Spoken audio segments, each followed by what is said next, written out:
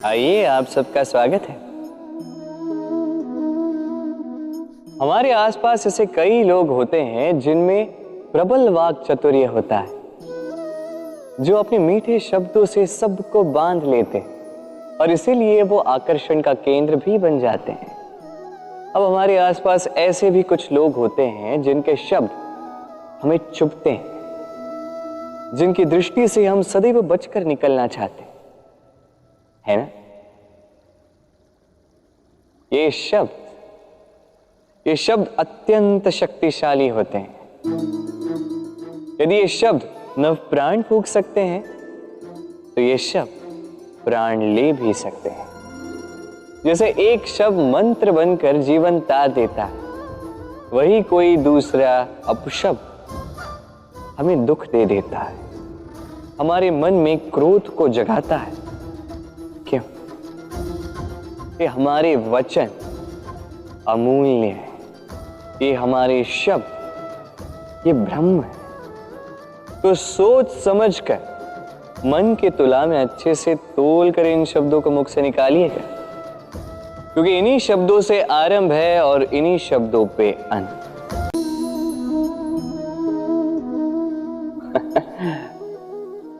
मेरे मन में अभी अभी एक विचार आया। क्या आप भी ऐसा सोचते हैं कि ऐसा क्यों होता है? ईश्वर ने हमें दो आंखें दी, दो कान दिए, दो हाथ दिए, किंतु मुख केवल एक ही दिए, जीभ केवल एक ही दी। ऐसा क्यों? क्या कारण हो सकता है इसके पीछे? कारण यह है कि ईश्वर चाहते हैं कि हम देखें अधिक, सुने अधिक, कार्य अधिक करें, बोले कम। अब यदि आप गौर से सोचेंगे तो इसमें भी हमारी जीभ को अत्यंत कोमल बनाया गया है, ताकि इन कठोर दांतों के मध्य में ये बड़ी सरलता से रह सके। अब इसके पीछे भी कोई कारण है। हमारे शब्द और हमारी वाणी भी इसी प्रकार कोमल और सरल होनी चाहिए। स्मरण रखिएगा, यदि इस मुख से शब्द कठोर निकलेंगे तो इसके परिणाम भी कठोर ही होंगे। लोग मुझसे सदैव कहते हैं, कान्हा अब तुम बड़े हो गए हो, अभी भी बच्चों के बीच में रहकर तुम शरारतें करते हो। क्यों? तुम बड़े हो, बड़ों की भांति रहो। अधिकांश लोग ये नहीं समझ पाते, सोचते हैं कि ये भगवान है, भगवान की भांति गंभीर क्यों नहीं रहते। अब कैसे समझाऊं मैं सबको? मेरे भगवान होने के पीछे का ये सबसे बड़ा रहस्य ये बच्चे ही तो हैं। ये मेरी शक्ति कहां से आती? हर समस्या का हल निकालने की शक्ति इन्हीं बच्चों से तो आती। जीवन जीने की शक्ति, इस संसार को प्रेम सिखाने की शक्ति इन्हीं बच्चों से आती, क्योंकि बच्चों से बड़ा कोई भगवान नहीं। देखिए, पुराणों का कोई ज्ञान इन्हें ज्ञात नहीं है, किंतु ये भली भांति जानते हैं कि किसी निराश व्यक्ति के मन को बहलाया कैसे जाए, कैसे उसे प्रसन्न किया जाए। और ये बड़ी बात है, इन्हें कोई नीर खीर न्याय ज्ञात नहीं है, कोई भेदभाव ज्ञात नहीं है। ये भली भांति जानते हैं कि किसी अकेले अनजान व्यक्ति को अपने दल का सदस्य कैसे बनाया जाए, कैसे उसे अपना बना दिया जाए। और ये बड़ी बात है, इन बच्चों से बहुत कुछ सीखा जा सकता है। इसलिए आप भी कभी जीवन में गंभीर होने का प्रयास मत कीजिएगा।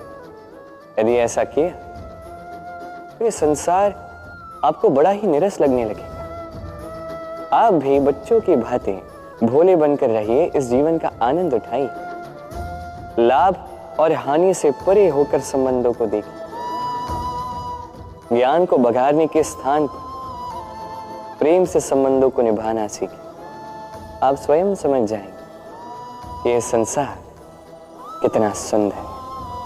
इस कील को देख रहे हैं, इसका आकार कितना सुगम है, और इसी आकार के कारण इसे बड़ी सरलता से दीवार में ठोका जा सकता है। किंतु जब आप इस कील को पुनः दीवार से बाहर निकालते हैं, आप देखेंगे कि वहां एक चिन्ह रह जाता है, अब इसी की भांति होते हैं हमारे कहे कड़वे शब्द। जब हमारे मुख से ये कटाक्ष निकलते हैं, ये व्यक्ति के मन को आहत कर ही जाते हैं। उसके पश्चात भले ही आप उनसे क्षमा भी मांग लें, किंतु फिर भी उनके ये घाव नहीं भरते। आपके कहे ये शब्द, ये चिन्ह उस व्यक्ति के मानस पटल पर अंकित रह ही जाते हैं। इसलिए मैं सदैव कहता हूं, इन शब्दों की शक्ति को समझिए, इसकी महत्वता समझिए। ये शब्द ब्रह्म है, क्योंकि जहां ये शब्द आपको विजयी कर सकते हैं, वहीं ये शब्द आपके व्याकुलता के कारण, आपके वाचलता के कारण, आपकी उत्सुकता के कारण आप पर विपरीत प्रहार भी कर सकते हैं, भले ही आपकी मंशा अनुचित ना हो। कहते हैं जीवन में संबंधों में गणित नहीं होता, और उचित ही तो कहते हैं। यदि इन संबंधों में हानि, लाभ, गुना, भाग ये सब आ जाए तो सब कुछ केवल व्यापार ही तो बन जाता है। ये सारा खेल बन जाता है केवल अंकों का। और ये जीवन निश्चित रूप से अंक गणित नहीं है। इस जीवन में आनंद को बढ़ाना, पीड़ाओं को घटाना अंक गणित का नहीं, व्यवहार और प्रेम का खेल है। कभी किसी के सर पे हाथ रख के उसे शुभकामनाएं ही दे दो, कदाचित वो उसे इतना आनंदित कर दे कि वो इस संसार को जीते। कभी आपके मुख से किसी के लिए कुछ कटाक्ष निकल जाए, और कदाचित वो उसे इतनी पीड़ा दे दे कि वो इस संसार में कुछ भी ना कर पाए। कभी भी जीवन में इन संबंधों में गणित को न लाए, कभी नहीं। न हानि, लाभ, न गुना, भाग।